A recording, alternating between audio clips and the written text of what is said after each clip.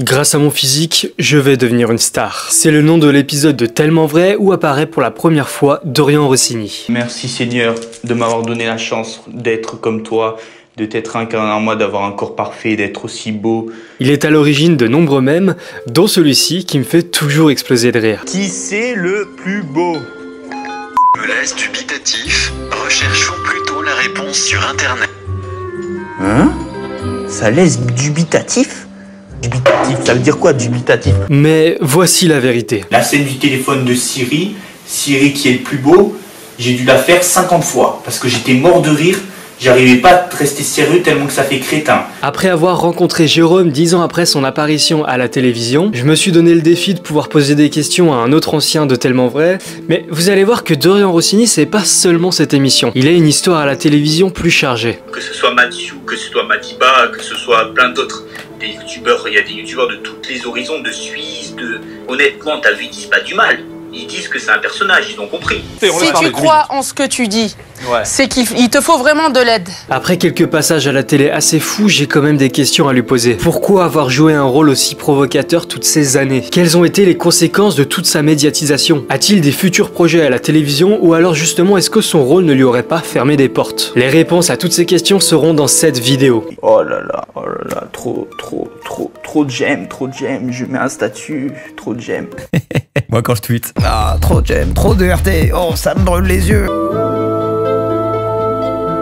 Bonjour à tous, je m'appelle Geoffroy, bienvenue sur la vidéo, merci d'avance à tous ceux qui like, qui commentent et qui boostent mes vidéos, voilà, merci à tous ceux qui me soutiennent. Pour les plus pressés, l'interview commencera à ce timecode là, mais avant je trouve que ça serait très important de remettre du contexte sur la carrière de Dorian Rossini, parce que comme je vous ai dit, il a pas fait que Tellement Vrai, il a fait d'autres émissions, et les passages sont tout aussi lunaires. Je pense que c'est mieux qu'on débriefe tout ça pour que vous puissiez vraiment comprendre l'interview. D'abord, début des années 2010, avant que Dorian soit à la télé, il avait un Skyblog. Il était assez populaire, il mettait des phrases un peu what the fuck. Tous les matins quand je reste des heures à me regarder dans la glace, je me dis putain je comprends pourquoi je suis la réincarnation de Dieu, je suis Dorian Rossini, j'ai 21 ans et je suis producteur, j'ai mon propre label, mes albums sont... Et il ment de fou, c'est un mytho de fou. Ils l'ont vendu, ils ont dit 22 ans, célibataire, DJ chez ses parents. Comment ça j'ai mon propre label? Par contre il fait 1000 likes hein, quand même hein. Là on voit qui c'est le patron, on voit qui c'est le boss, le dieu. Même Jésus s'il avait Facebook, il aurait pas eu autant de likes que moi. C'est sûrement là que vient d'ailleurs je suis la réincarnation de Dieu, parce que c'est dans ces phrases de Skyblog qui mettaient des phrases déjà un peu mégalo. À ce moment-là, pour l'époque, il avait une assez grande audience, mais aussi il était connu quand même plus pour sa bêtise que pour un quelconque talent. Enfin, je veux dire, il était connu pour le personnage qu'il jouait et pas en tant que Dorian, le vrai Dorian. Et à ce moment-là, il y a des casters, c'est des gens dont leur travail consiste à trouver des pépites, des gens atypiques pour les mettre dans des émissions de télé qui vont le contacter. Il le contacte parce que voilà, il le trouve un peu spécial et puis en même temps, il attire quand même l'intention. Et donc, il va passer des castings. Mais à ces castings, il va être refusé parce qu'ils vont se rendre compte que Dorian, c'est pas le mec un peu mégalomane qu'on voit sur son Skyblog, mais c'est juste un mec qui joue un rôle. Et ça passait pas trop à la télé, il voulait quand même quelqu'un qui soit vrai et qui soit vraiment atypique. Mais à force de casting, il va quand même participer à l'émission Tellement Vrai. Dire que j'ai que 22 ans. Alors qu'est-ce que ça va être à 40 ans quoi? C'est obligé. Et toutes les scènes populaires qu'on connaît avec le Siri ou alors quand il est devant le miroir et puis qu'il est assez drôle, eh bien en fait elles étaient jouées. Ouais, il les refaisait jusqu'à ce qu'il trouvait ça bien. Et je trouve ça assez fou. C'était de l'acting, c'était du théâtre. Donc ça se voyait que c'était pas naturel, je faisais pas du premier coup. Voilà, on m'a menti en fait, parce que moi ça me faisait trop rire et en fait c'est faux. C'est pas tellement vrai, c'est tellement faux. Bam, la punchline. Je me suis pas trompé de générique. Dorian, il a voulu participer aux Anges de la télé-réalité, la saison 5 pour être précis. Je crois que c'est la saison où il y a Nabila. Ça aurait été marrant le feat Nabila versus Dorian. Il y aurait eu des engueulades de ouf. Et lors du casting où il devait se vendre auprès des casters, Dorian s'est mis nu. Il s'est mis à Walp le gars. Du coup c'était pour montrer qu'il avait envie de le faire et qu'il avait pas peur. Mais du coup ça faisait un peu trop caricature et puis en même temps les casters ont vu que c'était pas un vrai personnage, que c'était justement que c'était un personnage, que c'était pas une vraie personne. Et du coup ils lui ont dit non en fait on veut pas de toi. Du coup tu viens pas. Mais ça a quand même fait parler, l'information avait été pas mal reprise par la presse people. Voilà, Dorian Rossini a voulu passer les anges et c'est mis nu. Il avait pas peur de se montrer. Ils m'ont jamais pris dans les anges parce qu'ils ont vu que ils ont compris que j'étais pas naturel, que je joue un rôle. Donc le problème qui revient encore une fois, c'est qu'il est pas naturel. En 2013, il a aussi fait parler de lui parce qu'il a essayé de s'introduire dans le château de la Star Academy. Il y allait de nuit ou pendant un prime et bon, au bout d'un moment, il s'est fait arrêter. Il a pas fait grand chose, mais en tout cas, c'était aussi pour faire parler. Et ça avait marché, hein, dans la presse People, il me parlait de lui parce que voilà, il s'introduit dans le château d'Amaryllis, un truc comme ça. Je pense que je l'ai mal prononcé. Château des Vives Eaux, situé à Damaryllis. Ok. Depuis tout à l'heure, je vous dis, ouais, ça fait parler et tout, c'est cool, sauf que il faisait pas parler de lui en bien, il faisait pas parler de lui pour un talent, mais plus pour son personnage, sa bêtise ou son côté égocentrique. Par certains médias, il était appelé le Michael Vendetta du pauvre. Donc, ça fait pas plaisir, c'est pas un compliment. Comme il fait la presse People, il va aussi évidemment apparaître dans des émissions type People, des plateaux, des mags. Il va notamment avoir plusieurs passages sur les plateaux de Morandini. Il y a encore des extraits sur YouTube, c'est des moments où quand même ça fait le débat, il lance des débats, il s'engueule avec des gens. Et c'est d'ailleurs dans cette émission qu'il y a le passage où il se fait clasher par Zao. J'ai dit, est-ce que c'est vraiment, tu crois en tes conneries ou tu... Parce que ouais, il y a des gens, ils en avaient marre de voir ce personnage parce qu'il était pas respectueux, tu peux pas dire que t'es la réincarnation de Dieu comme ça. En 2015, il va participer à l'émission DJ Mode d'emploi. Vous connaissez peut-être pas, moi non plus je connaissais pas. Quand tu as commencé, t'étais comment? J'étais un peu dans ton genre. Ah bon? C'est vrai? Non, je plaisante. C'était la passion, moi, qui m'animait, tu vois. En tout cas, c'est une émission où Bob Sinclair, donc un DJ assez connu, va coacher Dorian pour faire de lui un véritable DJ. L'épisode, il est en complet sur YouTube, d'ailleurs, je vous mets les liens en description, mais l'épisode, il est complet sur YouTube. Donc si vous le regardez après la vidéo, vous allez voir que quand même, Dorian Rossini, il pouvait être insupportable. Et donc, encore une fois, les gens, quand ils regardaient ces émissions, c'était plus pour se foutre de lui que plutôt d'un point de vue admiratif, tu vois. Il y a aussi une émission qui s'appelle Les 7 péchés capitaux. C'est une émission où tu as un mix entre interview et reportage, mais le thème du coup c'est les 7 péchés capitaux. Donc tu as la colère, l'envie, l'avarice, la gourmandise, la paresse, la luxure et l'orgueil.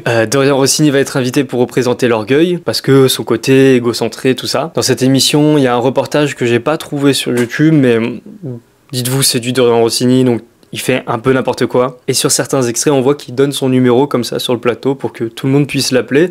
Dans tous les plateaux télé, j'ai envie de donner mon numéro de téléphone pour exaucer les prières. C'est 06 32 40 53 85. Harcelez-moi, alors j'adore être harcelé.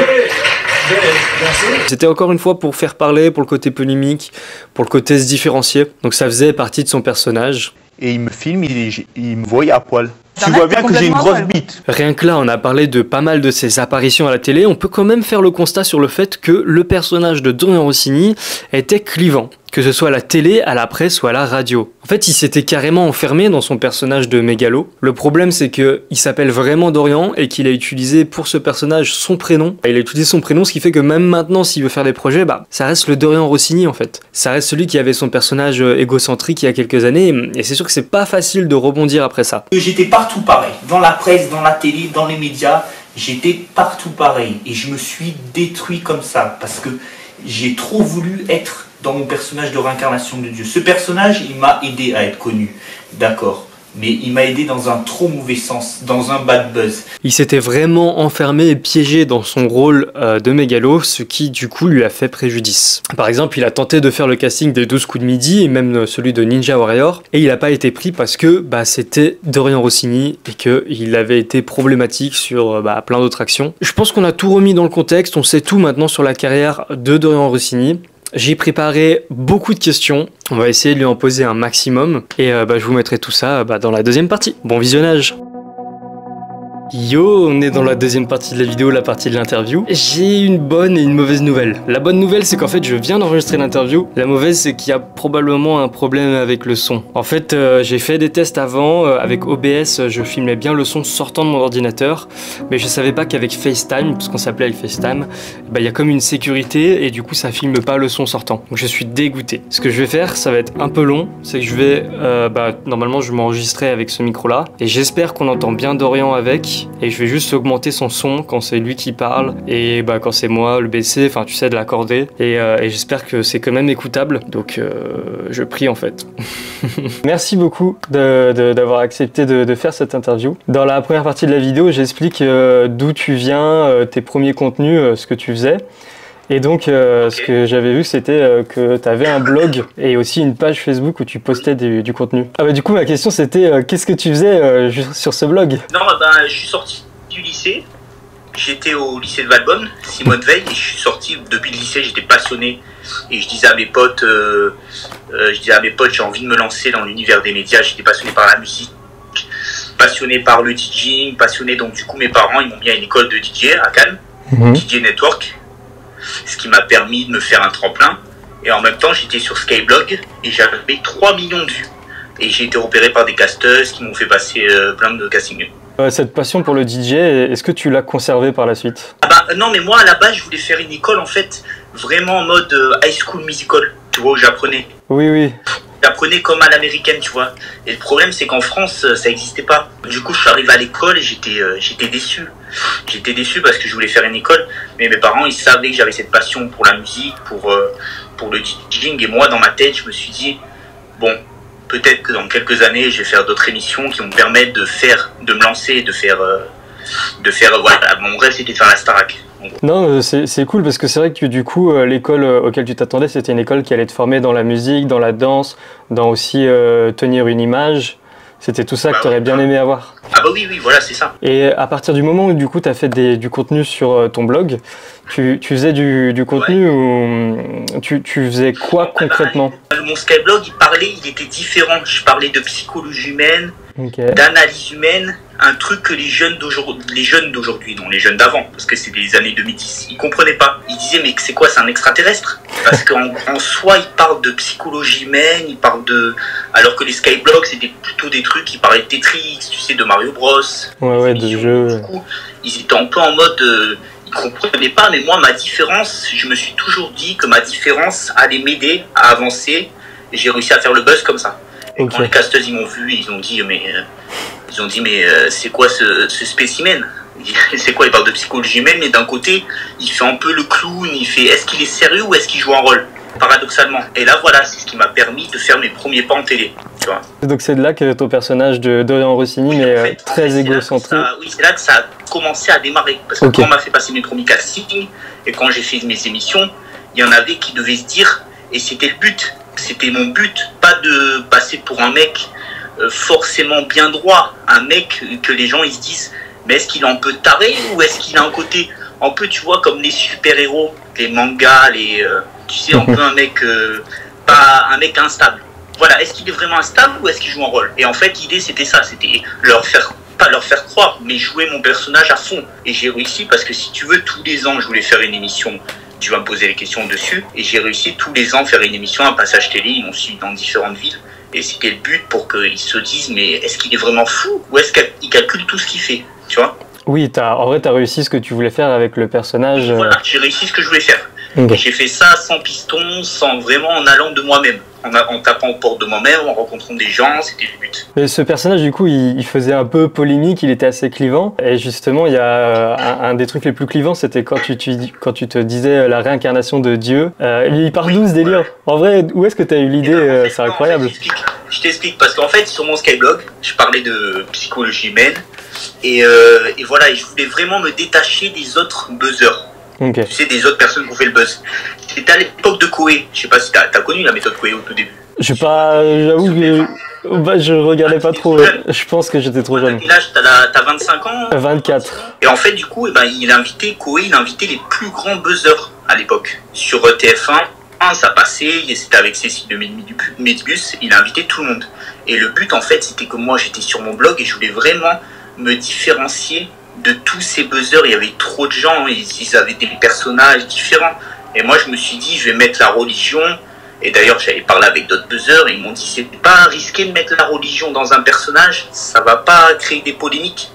Et moi, j'avais cette phrase, qu'on parle de toi en bien ou en mal, l'essentiel est qu'on parle de toi.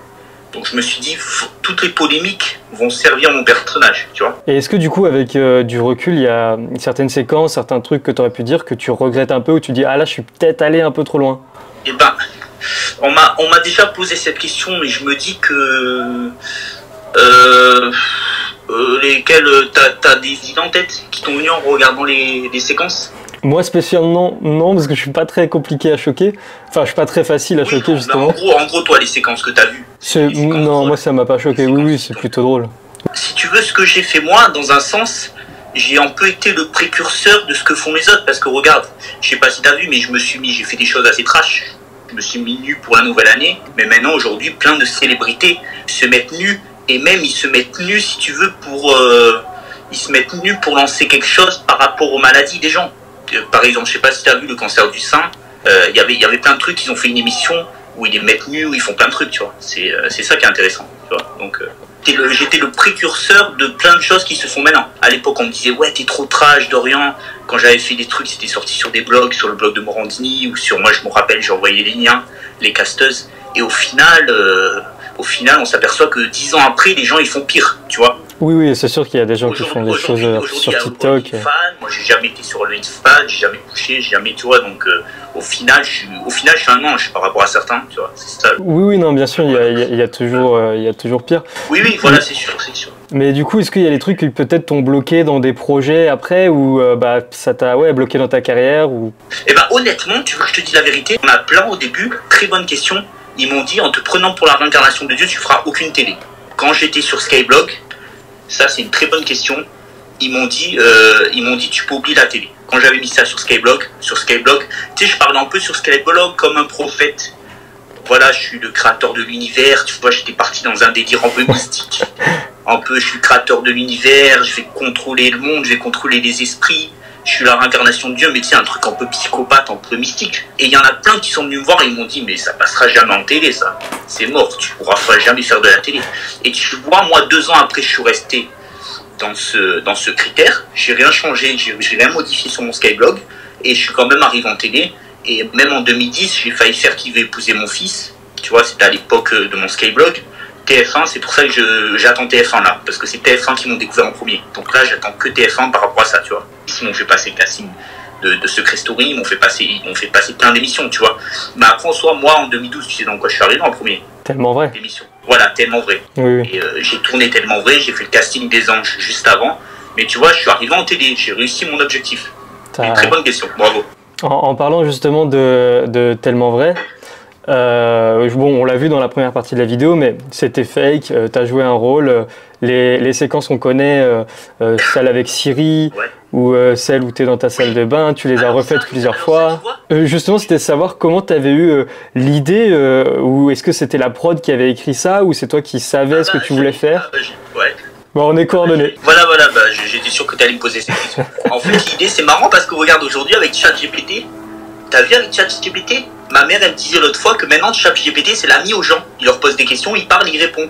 ChatGPT, quand tu poses une question, il te répond. Moi, je l'ai jamais utilisé personnellement. Mais c'est devenu... Et à l'époque, Siri, moi, ce que je voulais faire, je voulais encore aller plus loin dans Tellement vrai. Je voulais parler à Siri et dire en gros que Siri, c'était mon meilleur ami, que je lui posais toutes les questions. Et ben, un peu comment ils font maintenant de ChatGPT. Et en soi, quand j'ai fait Siri qui est le plus beau, vu que j'ai toujours eu des iPhones, je me suis dit, et ben par la même occasion, ça va faire un placement de produit. Bon, je suis allé un peu loin dans ma tête, parce que placement de produit, c'est Apple, ils n'ont pas besoin de placement de produit en soi.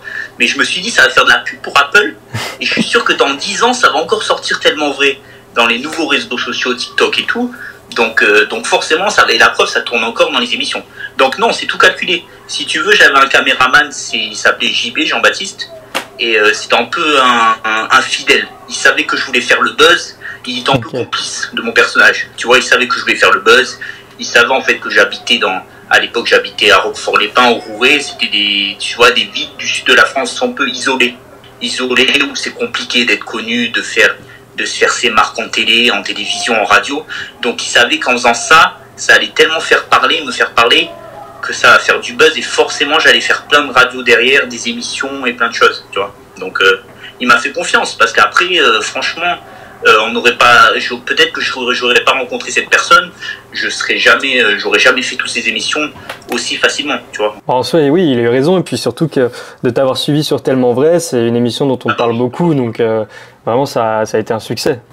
Ah bah oui, bien évidemment. Et après j'ai fait des rencontres, j'ai rencontré plein de personnes dans les couloirs. Comme je t'ai dit, tu vas me poser des questions sûrement sur le mag, sur Morandini. J'ai rencontré ces gens et forcément après ils m'ont fait passer dans leurs émissions. Donc tu vois, ça m'a servi comme tremplin.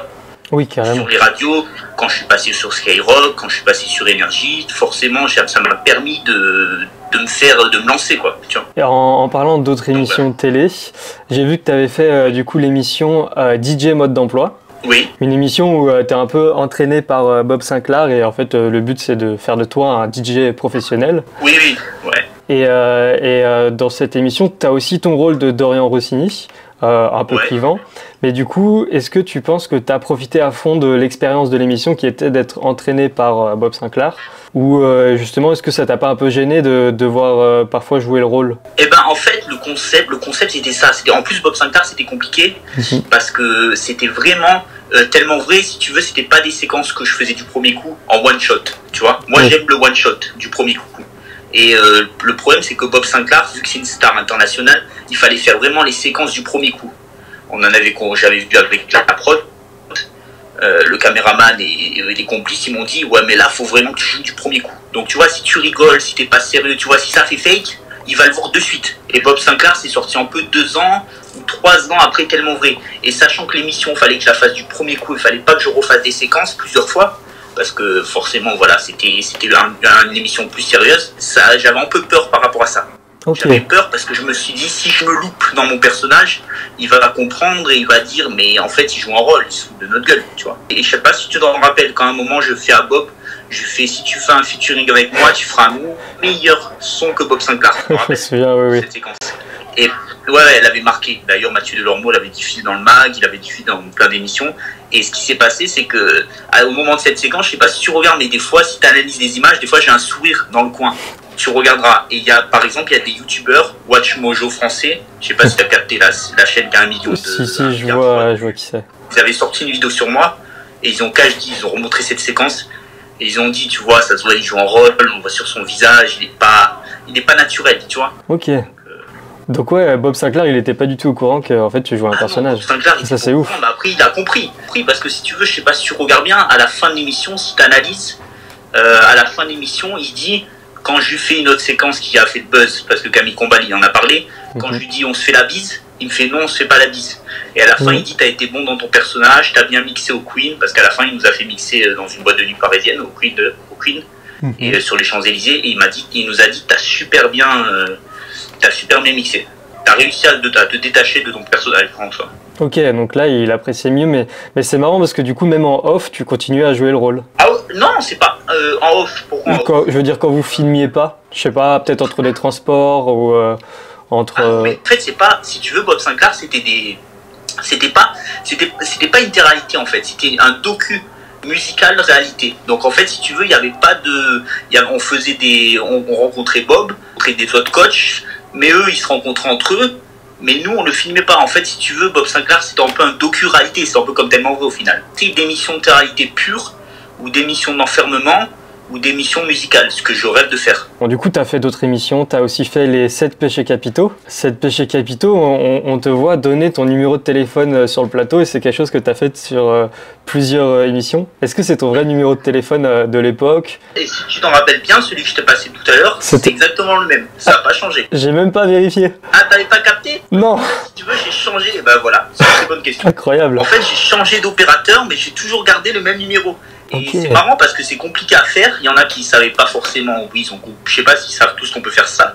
Mais tu vas voir l'opérateur et tu dis je change, mais par contre je veux garder le même numéro. Et je t'ai dit, j'ai fait tous les opérateurs qui existaient. D'ailleurs, à l'époque où j'ai donné mon numéro, je crois que j'étais chez Orange. Et je te jure que c'est vrai. Je sais pas si tu l'as vu la séquence. Et je viens de Courbet. Quand il dit ton téléphone il est mort, il va exploser. Et alors? Tu t'es fait appeler de fou? Et je me suis fait appeler de fou. Genre, j'avais reçu, putain, mon téléphone, j'ai toujours eu des iPhones, je sais pas si tu te rappelles, à l'époque, il y avait le nombre au-dessus de la boîte. Ah, j'avoue, je me rappelle plus. Tu t'en rappelles pas? Non. Le premier iPhone, il y avait un nombre. J'avais un Blackberry.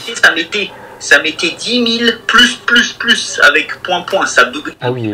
Tu sais pourquoi? Parce qu'en fait, il y a les faits. Ce qu'ils comprennent pas les gens quand on passe en télé, et ben en fait, ce qu'ils comprennent pas, c'est qu'ils nous prennent pour des gens supérieurs. Et dès qu'on donne notre numéro, alors qu'on est tous des humains, il n'y a pas de supériorité, on est tous identiques. Mais dès qu'on donne notre numéro de téléphone, ils pensent qu'on est différent, qu'on est dans une autre dimension, une autre sphère, alors qu'on est toujours tous les mêmes, tu vois. Ouais, il y a carrément une idéalisation. Voilà, c'est ça, on est tous pareils. Demain, n'importe qui peut faire de la télé. Il faut juste postuler. Bon, il y en a qui disent qu'il faut quand même un peu de contact, mais il faut juste postuler et tu peux faire, même si tu n'as pas de contact, tu postules, tu peux faire une émission, tu peux faire un plateau télé. tout est possible en soi, tu vois. Oui. Donc, il explosait, je te jure. Ça, c'est ouf. Et tu reçois toujours des appels de temps en temps? Eh ben oui, je reçois des appels. Et ce qui est marrant, c'est qu'il y a des gens, par exemple, ils m'envoient des messages sur TikTok, et ils me disent, ah ouais, c'est ton numéro, mais oh non, il y en a même, ils me disent, on a ce numéro dans nos contacts, mais on savait pas que c'était toi. Parce qu'en fait, vu que c'est depuis des années, ils m'avaient enregistré, et tu sais, c'est des gens, ils ont fait leur vie, et c'est possible qu'ils m'aient oublié, tu vois. Personne n'est remplaçable. Ça, c'est assez fou. Par contre, tu risques de recevoir quelques appels après la vidéo, du coup, à moins que tu veux que je floute, du coup. Non, on le laisse le numéro. On laisse tout. Du coup, on t'a vu chez Morandini et chez d'autres télés comme ça, un peu people. Morandini, voilà, l'avantage de Morandini, c'est que, je sais pas si tu as vu, mais je suis le recordman du site de Morandini en nombre de vues sur un seul article. Ils sont pas cumulés, tu vois. J'ai plusieurs articles à l'unité qui dépassent les 500 000 vues. Donc après, oui, il m'avait filmé 24 heures. Il m'avait filmé dans plein de docu-réalités, reportages. Après, il m'a invité dans Vous êtes en direct et plein d'émissions. Tout ça, et ça, c'est que des émissions du coup qui ont un succès assez intéressant. Ça a un succès. Et d'ailleurs, Morandini fait encore d'énormes audiences aujourd'hui. Voilà, rien que son nom pèse encore très fort dans les médias. Carrément. Si tu regardes la chaîne info CNews, moi je regarde LCI, CNews, BFM, voilà, on va les citer les trois. Okay. Et il cartonne, il fait d'énormes audiences, très grosses. Et à ce moment-là où tu faisais du coup plusieurs émissions, et notamment cela, tu commençais vraiment à avoir des contacts chez les casteurs des émissions télé? Eh ben oui, j'en ai retrouvé. Ce qui est fou, c'est que j'ai retrouvé des gens qui, t'imagines, j'arrivais chez Morandini dans l'émission Vous êtes en direct, où j'arrivais dans le mag, et moi, tu vois, je suis quelqu'un de très convivial, très solaire. Tu vois, je parle avec les gens. J'aime parler avec les gens, j'aime le contact physique. Tu vois, j'aime prendre du temps, prendre la photo, discuter, même boire un café, si je connais la personne à peine. Et moi, je fais des contacts comme ça, tu sais, je suis humain, tu vois. L'humanité, c'est important. Et je parle avec les gens, et j'ai rencontré des gens qui m'ont dit, eh ben tiens, Dorian, on prend une photo. Eh ben ouais, eh ben tu sais quoi, cette personne-là, 5 ans plus tard, elle bossait pour une autre émission. Incroyable. Et voilà. Et du coup, vu comme ça, bah, il m'envoie un message un jour et il me fait, putain, tu sais quoi, je bosse pour cette émission. Et voilà, ça fait des contacts, tout simplement. Il y en a, ce qui me gêne en télé, c'est qu'il y en a qui pensent que si tu couches pas, tu peux pas réussir. Tu vois, ça me dérange. Okay, oui, parce que moi, j'ai réussi, j'ai pas couché, je me suis pas drogué. Voilà la prévention pour les plus jeunes. J'ai réussi sans me coucher, sans droguer et sans faire de choses illicites. Tu vois, que du bienveillant, j'ai aucun problème avec la police, je suis clean, tu vois. Et j'ai réussi, j'ai fait le buzz et je suis dans les plus grandes recherches Google. Et ça gêne des gens parce qu'ils pensent que pour faire de la télé, il faut forcément être du côté obscur de la force dans Star Wars. Exemple. Oui, non, c'est très bien.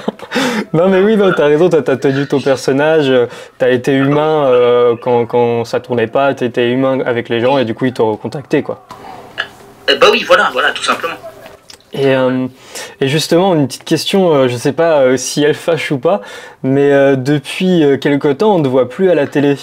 Est-ce que du coup, tu as un projet d'y retourner ou alors juste tu as fait une pause? En fait, ouais, je vais être honnête avec toi, très bonne question encore, on me l'a pas posée celle-là, très bonne question. Depuis 2020, je suis séparé de mon ex. J'ai une grosse séparation qui m'a été très très compliquée pour moi. C'est une séparation très douloureuse. Juste avant cette séparation, j'ai été, comme je t'ai expliqué, tu le mettras dans ton montage, le classement Google Trend. Oui. Parce que c'est arrivé pendant le Covid. Et pendant le Covid, les gens étaient tellement confinés qu'ils n'avaient rien à faire, ils étaient tous enfermés. Moi, à cette période-là, je bossais. J'étais dans la grande distribution, que les gens montaient sur Internet. Et Google, ils ont gagné énormément d'argent grâce à ça. Et si tu veux, les gens, vu qu'ils étaient sur Internet, eh ben, qu'est-ce qu'ils ont fait? Ils ont ressorti mes frasques télé. Et grâce à ça, de tous les ans, cumulés. Donc, il y a eu des mélanges, il y a eu des youtubeurs qui ont parlé de moi, ils ont fait des millions de vues en parlant de moi. Et grâce au confinement, bon, le confinement, il y a eu des morts. Je vais pas dire grâce au confinement, j'ai été la 3e année dans les plus grandes recherches, dans le top 10 en Belgique et dans le top 50 dans le monde. Mais en même temps que ça, malheureusement, j'ai une rupture très difficile avec mon ex. Okay. Et j'ai eu beaucoup de mal à m'en remettre. J'ai fait vraiment un burn-out, pas une dépression, parce que je suis en pleine forme. J'ai fait un burn-out, mais j'ai eu du mal à récupérer toutes mes capacités du corps et mes capacités cérébrales. Et du coup, ouais, tout est nickel. Mais après, j'avais annoncé pendant le Covid, je sais pas si tu avais vu des interviews, d'ailleurs je t'en ai parlé en message, le tribunal du net. Oui, tu m'en as parlé, oui. Sur Facebook, ils en avaient parlé, et si tu veux, le tribunal du net, ils avaient dit, en message, Dorian Rossini bientôt de retour à la télé. Parce que si tu veux, je devais revenir en télé en 2020. Déjà, on m'avait proposé une grosse émission. Mais comme j'étais en séparation avec mon ex, pour être honnête avec toi, on avait 2 chiens. Et je devais garder les 2 chiens. Et la casteuse, quand elle m'avait appelé, elle m'a dit, ça te dit de monter, on te veut dans l'émission, on te veut. Et j'ai dit, ouais, mais j'ai mes 2 chiens, ils vont être acceptés dans l'hôtel. Et ben ça s'est bloqué par rapport à ça, pour être honnête avec toi. Mais je devais revenir en télé en 2021, j'avais un contrat signé en télé. Cette télé-là, c'est secret ou genre tu peux en parler de quelle émission c'était Non, c'était après je préfère pas dire quelle émission. Okay. Mais on était à 2 doigts de me signer un gros contrat en télé en 2000, juste pendant la séparation de mon ex. Je me suis dit si j'avais accepté cette émission, j'aurais été de retour. Mais en même temps, j'avais tellement de problèmes émotionnels avec mon ex que j'ai préféré éliminer mes problèmes sentimentaux que voilà. Bon, aujourd'hui, je suis toujours célibataire, mais je vais revenir en télé. Et je me dis même, est-ce que je vais pas me servir de la télé pour trouver l'amour? Après, je me suis dit, non, Dorian, je vais faire une émission de musique. L'émission de musique, c'est mieux par rapport à l'EP, par rapport à Religion et tout. Je voulais faire un album. Quand je vois Julien Libre ou Pierre Garnier qui ont leur album à la FNAC, j'ai envie d'avoir mon album comme eux. Donc du coup, je me dis voilà, pourquoi pas moi? Chacun doit tenter sa chance. Surtout que j'ai dû passer en télé, tu vois. Bien sûr, oui, t'as quand même un nom et tout que les gens connaissent. Bah oui, Dorian Rossini, ça résonne. Et tu as bien vu, sur TikTok, là, je suis en train de monter, je suis en train d'exploser. Et c'est vrai que c'est que du vrai vu, que des vraies statistiques. C'est que du vrai. Donc voilà. T'as combien d'abonnés sur TikTok ces temps-ci? TikTok, c'est en train de monter. Là, j'ai dépassé les... je crois que j'ai dépassé les 12 000 là. Tu fais quoi d'ailleurs? Est-ce que tu fais du contenu ou juste tu partages peut-être ta passion pour la télé parce que... En fait, il y a un pote à moi, un ami d'enfance à moi, l'autre fois il m'a dit ouais, mais j'ai pas compris tes TikTok. C'est pas... en fait, c'est pareil que mon Skyblog. Il m'a dit, mais c'est pas des TikTok ça. En fait, mes TikTok, ça paraît, je vais être honnête avec toi, ça paraît... C'est un montage de mes stories que je mets sur Instagram. Donc du coup, en publiant sur TikTok et en faisant monter mon TikTok, je fais monter Meta. Tu sais pourquoi? Meta, ils sont contents. Parce que oui, ça fait du ping-pong, tu vois. Mais oui, Meta, il faut être Dorian Rossini officiel avec Instagram. Des fois, je fais même de la pub pour Nikos, le grand Nikos. Et parce que Nikos, des fois, il apparaît sur mon TikTok. Du coup, les gens, ils disent, ah, putain, il y a Nikos. Il a mis sur son TikTok, il a affiché dans sa story. Et ça fait la pub pour Nikos. Des fois, je parle d'autres animateurs. J'ai cité plusieurs fois d'autres animateurs et ça leur fait leur pub. Mais après, en soi, oui, c'est une façon différente d'utiliser TikTok. C'est ta manière et puis en plus ça marche. Moi, et je vois que ça monte beaucoup. Très bonne question. L'autre fois, j'ai mon ami d'enfance Brian qui m'a dit ça. Il m'a dit, mais tes TikTok, j'ai même rencontré une fille au bal des fous. Elle m'a dit, mais t'es sûr que ça va monter, que ça va buzzer ça? Et quand elle a vu le nombre de vues, je te jure que c'est vrai. Elle a dit, ah ouais, ça monte. Elle est retournée voir avec des copines. Parce que j'ai vu, tu sais, moi je vois les statistiques de TikTok quand les gens y retournent et tout. Et je l'ai vu, et voilà. Mais elle a dit, mais ça monte vraiment ces vidéos, c'est un truc de fou. Ah bah c'est génial. Et j'ai vu aussi que sur Insta, tu fais beaucoup de stories et tu t'exprimes beaucoup par rapport aux émissions télé. Parce que du coup, c'est quoi ton rapport avec la télé? Tu kiffes regarder ça en fait depuis petit ou... En fait non, c'est pas que en grand soi, je suis un... je sais pas si tu as connu l'émission d'Arthur, enfant de la télé. Oui. Eh ben, je te reprends l'expression pour moi, je suis un enfant de la télé. Parce que vu que je me suis fait connaître en télé au lycée, je rêvais de faire de la télé. Donc je reprends un peu l'extrait de l'émission d'Arthur, je suis un enfant de la télé. Et un enfant de la télé, quelqu'un qui est passionné par la télé, forcément, il passe sa vie à regarder la télé, tu vois. Pas sa vie, mais les émissions qui veut. Moi, je vois les choses comme ça. Après, chacun voit comme il veut. Mais ouais, certains, très bonne question. Parce qu'il y en a qui disent, ouais, mais il regarde beaucoup la télé quand même. Il est passionné par ça. Oui, c'est ta passion. Non, c'est ma passion. Après, j'ai d'autres passions. Hein. Je suis passionné par le sport automobile, je suis passionné par le foot. J'adore le foot. Voilà, j'ai d'autres passions. Mais très très bonne question. Est-ce que justement le moment où tu étais très populaire, ça a changé ta relation avec tes amis et ta famille? Ça m'a surtout aidé à avoir des filles. Parce qu'avant j'ai toujours été un grand timide. D'ailleurs, je suis très très timide. J'ai du mal et ça m'a aidé à un peu m'enlever, me débloquer cette timidité. Et j'ai eu ma copine, j'ai eu ma plus longue relation grâce à la télé. Ok. Mon ex, en fait, elle m'a connu grâce à la télé. Ce qui s'est passé, c'est qu'on m'avait donné rendez-vous à Cannes, je devais voir des copines, et c'est une fille qui est d'une autre région, qui venait d'Alsace, et elle m'a rencontré, voilà, comme ça. Mais du coup, il n'y a pas eu de points négatifs avec ta famille, qui peut-être pouvaient te dire arrête de faire ton personnage ou... Ah bah oui, par rapport à la réincarnation de Dieu, en plus ma grand-mère, elle est très croyante. Ah oui. C'était un peu compliqué. Okay. Mais elle avait déjà vu mon Skyblog. À l'époque, mes parents l'avaient déjà vu, ils étaient tombés dessus, et c'est là qu'ils commençaient à dire que ça explose. Ils disaient putain, il a beaucoup de vues. Et c'est même ça qui a donné l'initiative à mon père à l'époque, je me rappelle, de m'inscrire à l'école de DJ, parce qu'il a compris que j'avais un talent dans les médias, tu vois. Oui. Donc au final, mes parents ont compris que j'avais quand même cette envie de faire de la télé. Mais après, quand j'ai commencé à crier sur les plateaux Réincarnation de Dieu, ils ont dit ah ouais, non mais tu nous avais pas vendu le truc comme ça, tu vois. Et du coup, justement, tu disais que beaucoup de gens réagissaient à tes vidéos. Est-ce que tu regardes les vidéos réactions des youtubeurs à ton émission, enfin, ou à tes émissions? Non, mais j'ai vu, mais honnêtement, que ce soit Mathieu, que ce soit Madiba, que ce soit plein d'autres, des youtubeurs, il y a des youtubeurs de tous les horizons, de Suisse, de Belgique, honnêtement, t'as vu, ils disent pas du mal. Ils disent que c'est un personnage, ils ont compris. Et est-ce que t'as des projets pour l'avenir? Comme je t'ai dit par Instagram, le problème c'est que là je peux rien citer. Ouais, je comprends. Parce que en télé c'est comme ça. Tu le sais, si on cite une émission ou si on cite un truc, on est grillé. En soi, je vais être rapidement sur une chaîne. J'attends une chaîne en particulier, t'as compris, à TF1. Ouais. Voilà, mais je veux tellement revenir rapidement en télé que en fait moi mon plus grand rêve c'est d'être dans une émission quotidiennement. Ça c'est mon plus grand rêve. Carrément. Bah, en tout cas je te le souhaite. Et là j'ai ma dernière question que j'aimerais bien te poser. Ça serait du coup si plus symbolique, hein. Mais si tu pouvais si tu pouvais donner des conseils ou dire un truc à toi il y a 10 ans, qu'est-ce que tu te dirais? Il y a 10 ans. Il y a 10 ans ou peut-être même avant que tu commences, enfin quand tu commences, oui. Ah oui, avant que je commence la télé. Oui, plutôt avant que tu commences.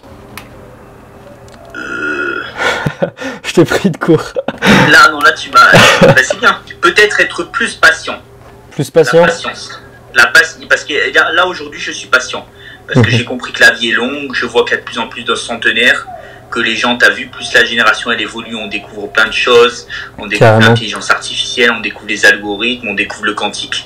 Et il y a tout qui évolue par rapport aux années 2000. Et je me dis, peut-être à une époque, j'étais pas assez patient. Et j'étais prêt à faire tout et n'importe quoi pour le buzz. Voilà. Ok. Peut-être tout et n'importe quoi, tu sais, dans le sens où, comme je t'ai dit, voilà, j'ai fait peut-être des choses un peu trash dans mon personnage, mais au final, ça m'a quand même attiré un public. Mais je me dis peut-être ça, voilà. C'est incroyable, je pense que c'est un bon conseil en vrai à se donner quand on commence, parce que souvent on a tendance à vouloir aller trop vite. Voilà, et le problème, c'est que des fois, quand tu vas trop vite, il y a l'expression « ne va pas trop vite pour te brûler les ailes ». Tu sais, c'est une expression. Et voilà, et des fois, en allant trop vite, peut-être que tu te dis, ouais, certes, tu peux des fois te brûler les ailes, ou des fois, donc faut être patient. Ok, c'est la fin de l'interview, j'espère qu'elle vous a plu, j'espère que le son vous a pas trop dérangé. Et c'est aussi la fin de la vidéo, donc j'espère que vous l'avez aimé, n'hésitez pas à commenter, à mettre un pouce bleu et à lancer un boost pour soutenir la chaîne et propulser la vidéo. On se retrouve très bientôt pour une autre vidéo et une autre interview qui, j'espère, j'aurai moins de problèmes. Bye tout le monde.